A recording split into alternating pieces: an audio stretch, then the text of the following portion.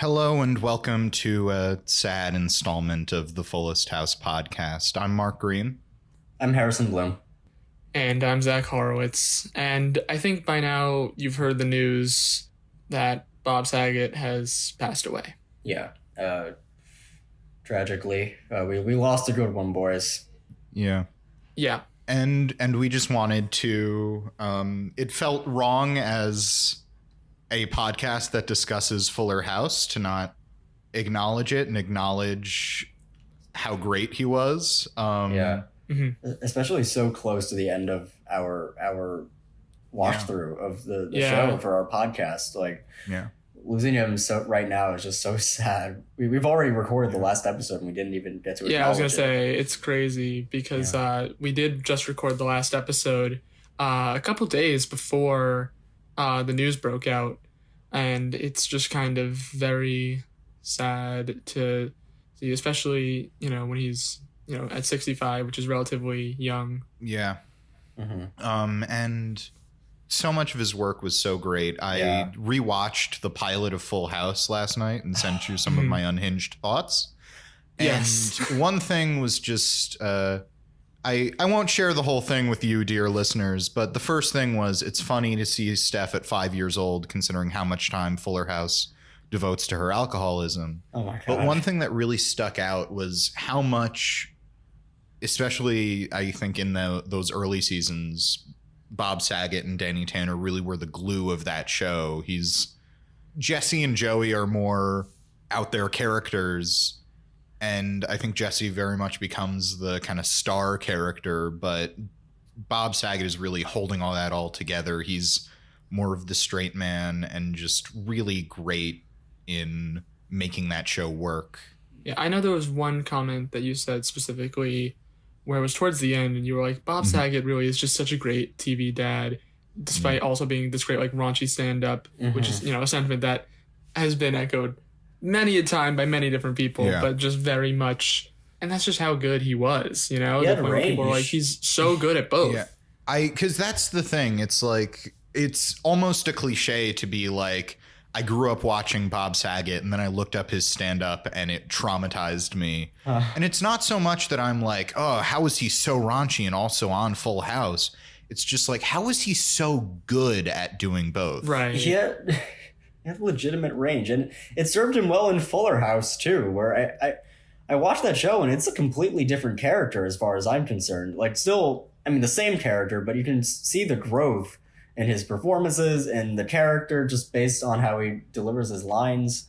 Right. And one thing that I noticed that was kind of funny about him on Fuller House that I want to highlight is that Danny Tanner on Fuller House dresses exactly like Bob Saget in real life. Oh yeah, I noticed that which too. I just thought like, great move. I love that for him. He just like came to set and is like, I'm not doing your wardrobe. I'm just walking out and doing whatever. I'm already wearing these clothes. And it might be the same for like Jesse and Joey. Who knows? They don't wear particularly out there things. They're not dressing Joey in the Hawaiian shirts.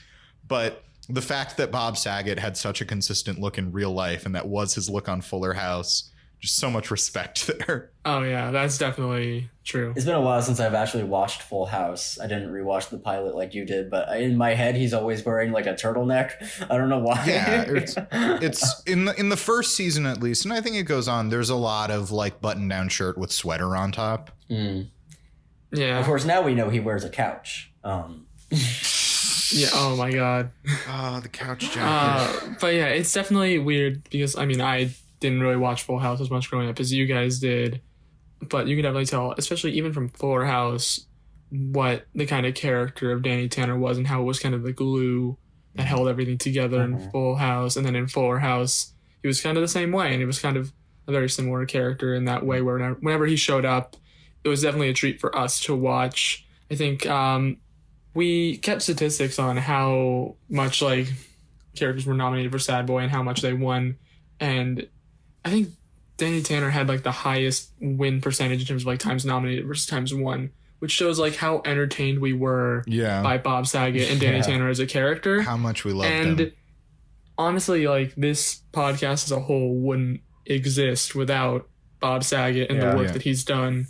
And I think that's something important that we should highlight. And back when I first saw Full House, I saw Full House for the first time like on DVD on like a car ride, on like a road trip, and I think Danny Tanner was probably my favorite character from the very beginning, just like in terms of that original show. I don't know, he just I liked his vibes, and I don't know. He's just so good at being that TV dad. Again, I'm just really in awe of it. It's he just exudes that like warmth and parental caring and that sort of dorkiness, which is like, again, so weird given that he like went on stage and told jokes about, I think the one I saw that really stuck with me was, I married my girlfriend of 7 years. That's her age. I'm going to jail. That, and then that he could be so warm and wholesome and caring, and just kill it in that role. Hey, there were also some raunchy jokes on Full House. Let's not forget. The joke that stood out for me was when he was first starting to date Vicky, his longtime love interest. There's a joke where she goes on like, she like interviews some athletes in a locker room, and he's on the phone with her, and he's like, "Vicky, what's going on? Wait, there's laughing in the background. There's laughing in the background. What's going on? Was that a towel snap?" And then she hangs up. Good. It's crazy that he was able to pull that off and then be just like one of the greatest TV dads of our generation growing up. Yeah. And, we obviously never knew him personally, but based on all of the messages we've seen, all of the other people that have spoken out, it seems like the character of Danny Tanner and the person of Bob Saget were very similar. It seems like, Bob was a very caring guy, showed love to all the other cast members. I've heard from even, cast members who joined during Fuller House who said the impact that he had on them, despite not being a regular on the show at the time. And, he had this huge impact on so many people, including us, and we never even met the guy personally. And that more so than how talented he was at what he did, that's what was really sticking out to me, seeing all these tributes to Bob Saget, all these posts on social media, that the overwhelming thing people describe him as is people say that he was the kindest, sweetest person. Yeah. And that doesn't get said about everybody. No. Sometimes it's just about how talented these people are. And I think if you can leave behind a body of work that people remember, that's great and that's secondary. But to be remembered as someone who was a positive influence in people's lives, overwhelmingly kind, genuine, caring. sweet, caring. That's the legacy you want to leave behind. Exactly. That's the most important thing in the world, and Bob Saget exudes that in so many ways. Yeah. Yeah. And at least from our perspective, we can only hope that through our work, we've done justice to the work that Bob Saget and the entire cast has put in to Full House and Fuller House especially. Paying tribute to that. That's a great hope of mine. Remember when he just like moved back into the house uninvited? That was so good. That was good. Remember when he had a midlife crisis during Thanksgiving where he was trying to dress cool? Remember when he wrote a song he played a song with J Money to impress Lola? Oh, right. And that was the point of no return for Sadness for J Money? Oh, man.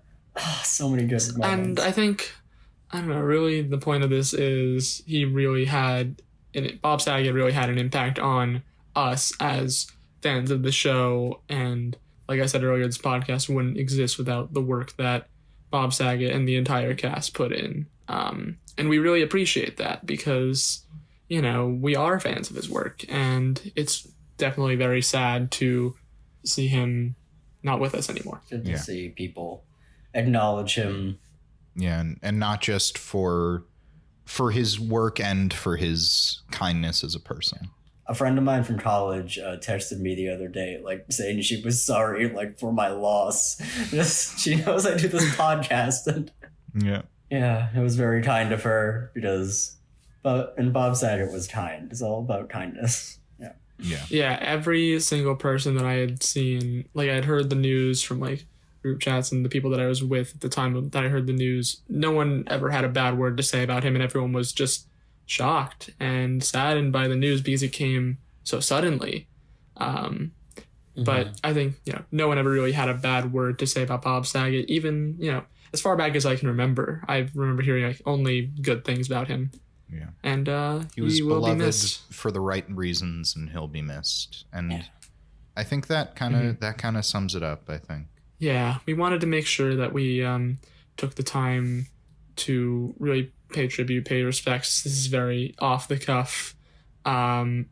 But we wanted to, it felt right for us, especially given what we've done in our body of work. It's, but, we don't want to drag this on too long, but we wanted to acknowledge this, especially because we didn't get a chance to bring it up in the final episode. And it felt wrong to just leave it as a social media post. So I hope we could have this discussion, and I'm glad we did. Yeah. Me too. Again, just thank you for listening. We'll miss you. And this is off the cup, but I guess until next time, may your houses be fuller, and may your jackets be made out of couch.